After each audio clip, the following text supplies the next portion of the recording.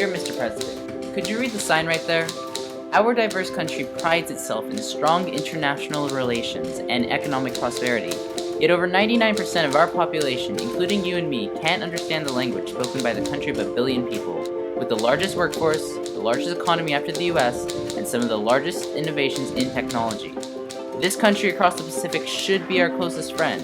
However, throughout the years, our relationship with them has been tested and strained. But now in this 21st century, we should be striving as a country to build a positive and dynamic relationship with China. And through the internet, you're able to directly communicate with your Chinese counterparts, the so-called 80s and 90s generations, and try to figure out ways that how can we all learn to get along, speak the same language in the sort of the technology sense. And we absolutely have to know more about China in order to understand ourselves. My name is Alex Fisher Wagner. I'm a high school senior at St. Joseph Notre Dame in Alameda, California. My heritage is Chinese and Russian, but I never grew up understanding my Chinese culture. And it's not just me who doesn't have a clue about China's culture, what their importance to our country is, or who they are. It's much of America, especially its youth, the generation that can expand and benefit from a newfound cooperation with China.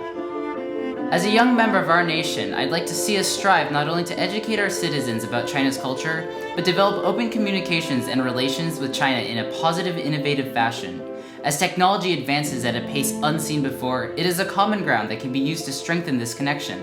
I know that learning how to code has been important in my life, as it is where I believe the biggest changes in society will come from, where industry is going, and how I want to influence the world.